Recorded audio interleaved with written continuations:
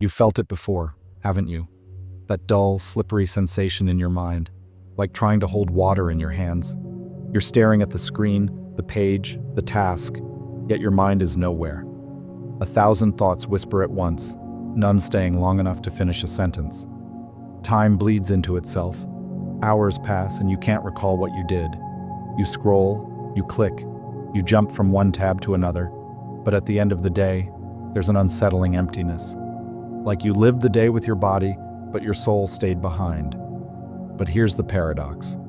Never before in history have you had so much information at your fingertips, yet never have you been so mentally fragmented.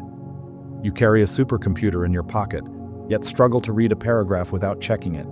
You can reach anyone, anywhere, instantly, yet find it nearly impossible to reach into yourself. You want to focus. You try, but it slips away. Not because you're lazy, not because you're weak-willed, but because something invisible is pulling your mind apart, thread by thread. And here's what no one's telling you. The war for your attention isn't just being waged on your screen. It's being waged in your soul. Every time you struggle to concentrate, to stay present, to think deeply, to finish what you start, it's not just a productivity issue. It's a symptom of something far darker, far more profound. The world has changed, and your mind has been colonized. Not with chains or violence, but with dopamine and distraction, with speed, with noise, with false urgency. And still you wonder, why does your brain feel like a battlefield? Why does silence now feel uncomfortable? Why does reading feel harder than it used to? Why does your mind crave stimulation, even when you hate how it makes you feel?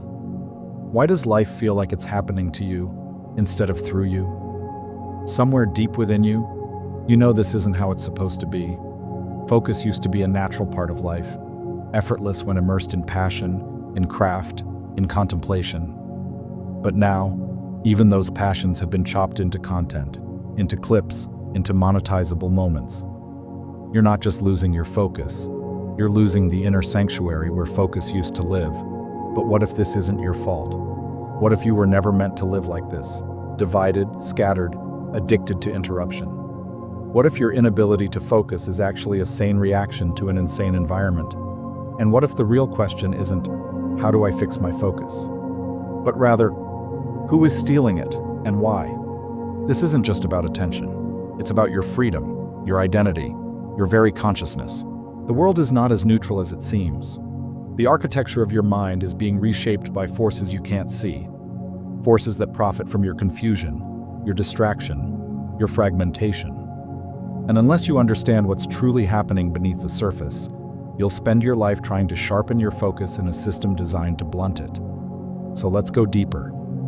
Because the real reason you can't focus anymore is buried beneath layers of psychological manipulation, philosophical neglect, and a society that has turned attention into currency. And it's time you saw what's underneath. There is a silence inside you that has been hijacked. Once, the human mind was a cathedral, vast, echoing, sacred. You could sit with a thought for hours, trace its contours, follow it like a river, watch it grow, deepen, contradict itself, and transform you in the process. But now that cathedral has been turned into a marketplace. And not just any marketplace, a chaotic, screaming bazaar of images, opinions, algorithms, and alerts. The silence has been replaced by static. But let's go even deeper. You weren't born distracted. You were conditioned to be. There is a hidden machinery, humming beneath your daily life, that thrives on your fractured attention. It begins with a simple psychological truth. Your mind will follow whatever rewards it most. And in today's world, the most instantly gratifying rewards are the ones that give you the least meaning and the most control to others. Think about it.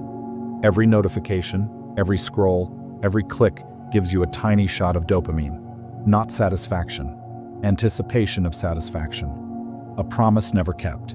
This is not a bug in the system, it is the system. Gabor Maté would say this is the perfect breeding ground for addiction, not just to substances, but to behavioral compulsions rooted in unresolved pain. And he's right. Your scattered attention is not simply a result of bad habits. It's a coping mechanism, an escape from the modern condition where overstimulation numbs deeper wounds. But it goes further than the biochemical. Carl Jung believed that what you fail to integrate into your conscious self becomes part of your shadow. In other words, if you reject silence, stillness, depth, you push them into the dark. But the more you avoid the shadow, the more it controls you. The endless seeking of stimulation isn't freedom. It's a flight from yourself. You avoid focus because you fear what silence might reveal. You fear the confrontation with the parts of yourself you've buried beneath digital noise.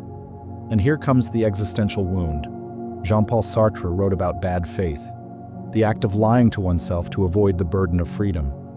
Distraction, then, becomes a tool of self-deception. If you're always busy, always stimulated, always plugged in, then you never have to face the terrifying truth that your life is yours to shape. That you are not merely a victim of this distracted world, you are, in part, complicit in it. And yet, the system encourages this complicity. Aldous Huxley warned us decades ago that we would not be destroyed by what we fear, but by what we love. He foresaw a future where people would be controlled not by oppression, but by pleasure, by constant, shallow entertainment that anesthetizes the soul. In such a world, focus becomes rebellion, depth becomes dangerous, reflection becomes radical. Even Nietzsche, in his unflinching honesty, saw this coming. He wrote, "He who cannot obey himself will be commanded. If you cannot command your attention, something or someone will do it for you." So what are you really up against?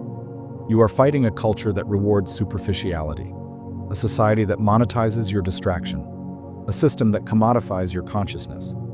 And beneath it all, a deep philosophical void, an absence of meaning, purpose, and self-authorship.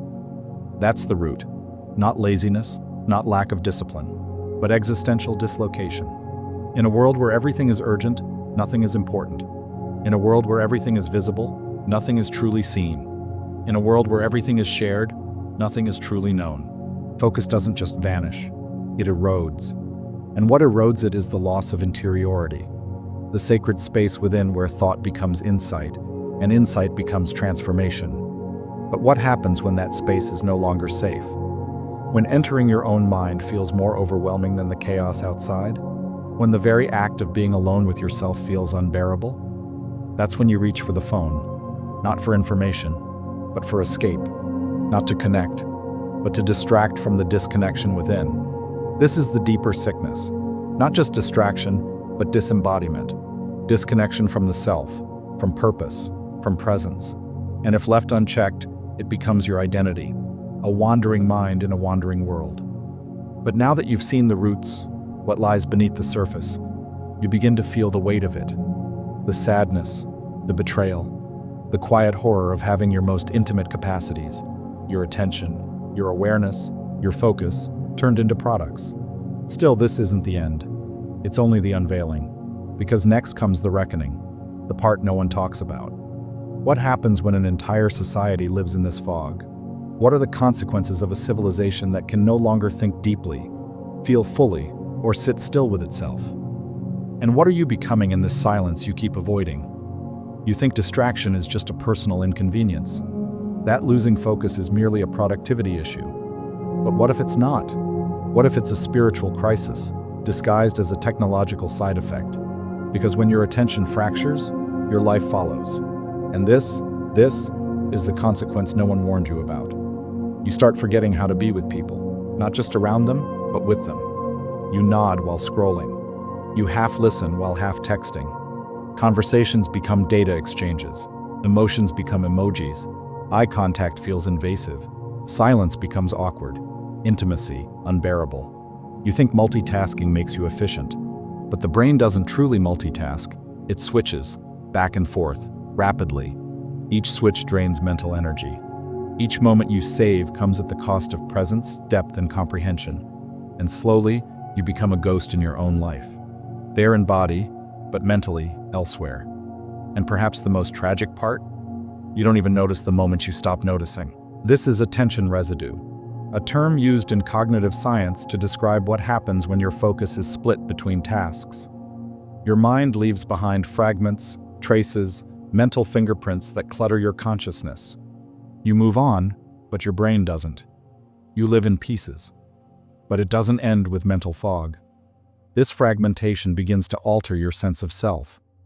When you are constantly consuming others' voices, tweets, posts, videos, articles, your own inner voice begins to fade. You no longer ask, "What do I think?" Instead, you ask, "What is everyone saying?" And slowly, almost imperceptibly, you lose your authorship. Your inner compass gets outsourced to algorithms. Your preferences get shaped by trends. Your dreams become sponsored. You've become programmable. And this is not a metaphor. Social media platforms backed by billions in behavioral science use variable reward systems, the same mechanics that drive slot machines. This hijacks your dopaminergic system, training your brain to seek novelty, not truth. You scroll not because you're curious, but because you're restless.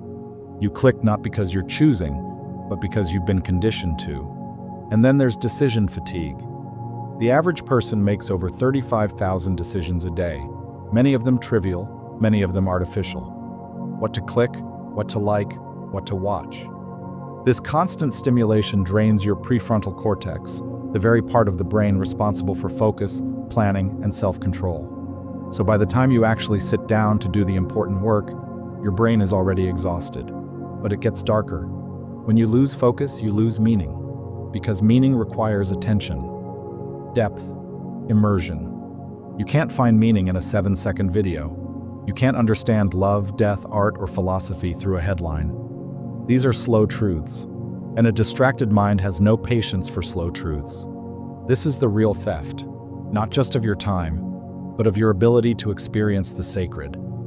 And then you wonder why everything feels so thin, why you feel like you're drifting, disconnected, numb, why nothing quite satisfies you anymore.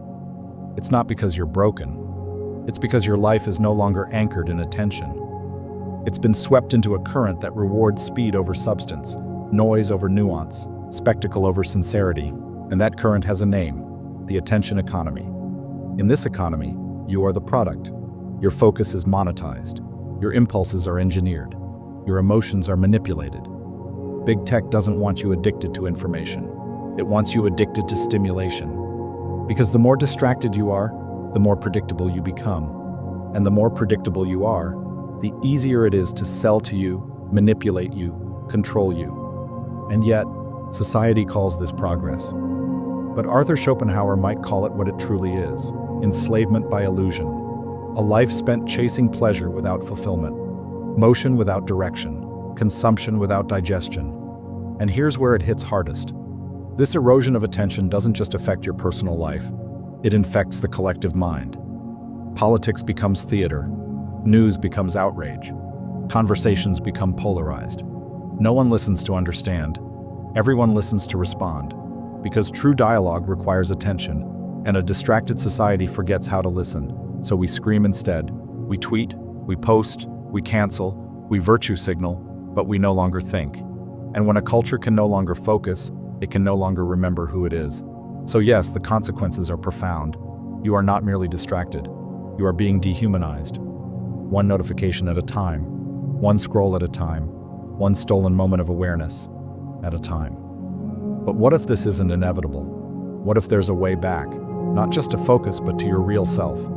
What if breaking free from this mental prison isn't just possible, but necessary? Because this isn't just about focus anymore. It's about freedom. And rebellion begins in the mind. You don't need another productivity hack. You don't need a better to-do list app or a fancier planner or 10 tips to beat procrastination. You need a revolution.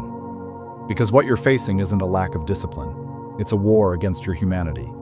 And you don't negotiate with a system that profits from your disempowerment. You fight it, quietly, patiently, relentlessly. Rebellion begins when you reclaim your attention, not just from your devices, but from the entire ideology behind them. The idea that your worth is measured by your output, that you should always be available, always consuming, always producing. That rest is laziness. That stillness is useless. That silence is empty. Number that is the programming, the lie, the cage. The first step to breaking free is not a strategy. It's a shift in consciousness. You must see attention not as a tool, but as a sacred act. Every time you choose to fully focus, you are declaring, "I am not a machine. I am not an algorithm. I am alive." And this is where ancient wisdom can guide the modern mind. Thousands of years before dopamine loops and digital manipulation, philosophers and mystics understood the power of presence. The Stoics spoke of aphileia, the elegance of simplicity, the ability to focus only on what matters. Buddhists taught sati, mindful awareness, the act of noticing without clinging. Even Christian mystics practiced contemplative prayer, a deep attention not just to God, but to the interior self. In every tradition, deep attention was seen as a gateway to the soul. But here's the paradox. In order to reclaim your focus, you must first become uncomfortable. You must sit with silence, with boredom, with the raw noise of your unfiltered mind. At first it will feel like withdrawal, because that's exactly what it is. You are weaning yourself off a world engineered for addiction, and it hurts.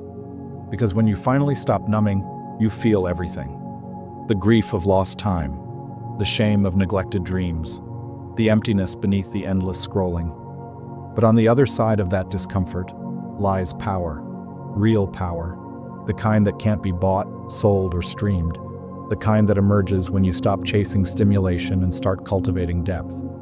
So how do you begin? Not with a grand gesture, but with a ritual. Turn off your phone for 1 hour a day, not in airplane mode, not on silent, office. And in that hour, do something that does not produce content. Read a difficult book. Write without an audience. Take a slow walk with no destination. Let your mind wander. Let it ache. Let it remember how to be instead of perform. Because the goal isn't to eliminate distraction entirely. That's impossible. The goal is to build a mind that can resist it. This requires training, not willpower. Willpower is a muscle that fatigues. What you need is a system, a new architecture of life that protects your attention like a treasure. Start small, but start deliberately. Designate sacred spaces, no device zones in your home. Begin your mornings in silence before checking a single screen. Relearn how to read long form. Your brain will fight it at first. Let it. Speak with someone without checking your phone once. Write with your hand. Feel the slowness. Let it frustrate you. Let it free you. And above all, ask yourself this question daily. Is what I'm paying attention to worth who I'm becoming? Because everything you focus on shapes you. Every article, every video, every post. It all leaves fingerprints on your mind. And if you are not curating your attention, someone else is colonizing it. Reclaiming your focus is not about being productive. It's about being whole again. It is resistance against a world that wants you fragmented. It is remembrance that you were not made for constant stimulation. You were made for wonder, for contemplation, for stillness, for truth. Look at history. Nietzsche walked for hours every day, composing philosophy with his feet. Thoreau escaped to a cabin in the woods, not to disconnect, but to reconnect. Jung built his own retreat, away from books, away from academia, just him and his thoughts in the woods. These men didn't fear solitude. They sought it because they understood. A focused mind is a dangerous mind. It sees clearly.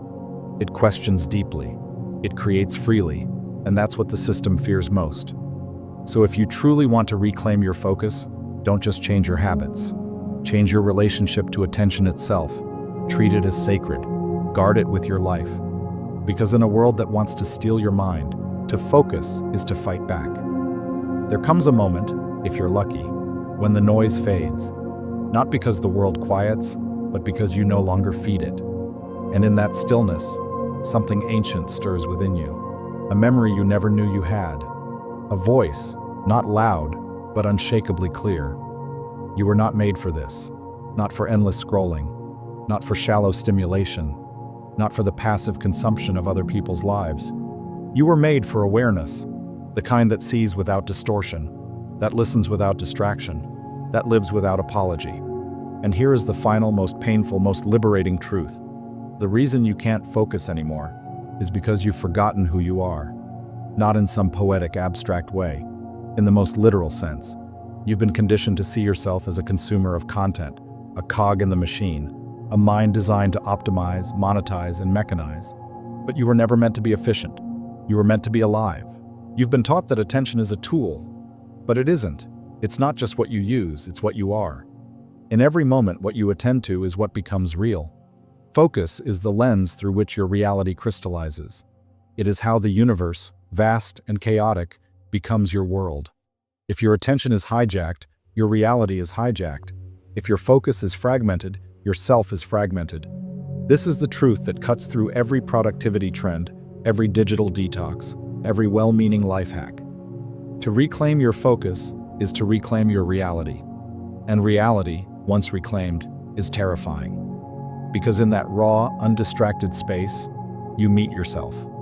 Not your persona, not your profile, not your curated image. You. The part of you that's been buried under updates and obligations. The part of you that remembers how to be still. The part of you that holds grief, wonder, rage, and love in the same breath.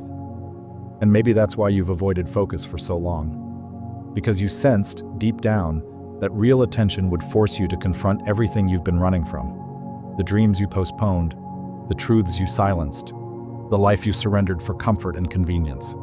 And yet, this is where freedom lives. Not an escape, but an encounter. When you meet your mind in its unfiltered state, you meet your power. The power to direct your life with intention, to feel the world deeply, to think thoughts that are yours, to act from meaning, not momentum.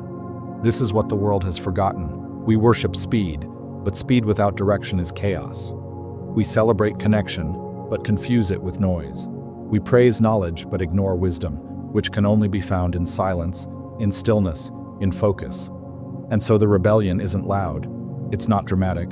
It begins in the smallest of ways, with a breath, a pause, a refusal to react, a decision to notice.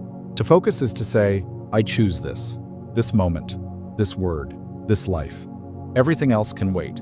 Because here now in this sliver of undivided presence, you remember, you are not broken, you are not lazy, you are not lost, you are simply awakening. Awakening from a system that thrives on your forgetfulness, from a culture that profits from your disconnection, from a life lived on autopilot. And once awakened, you can never unsee. You can never again believe that your attention is a minor thing. You know now it is your soul reaching out to the world. It is your consciousness sculpting reality. It is your defiance against a world that begs you to sleep.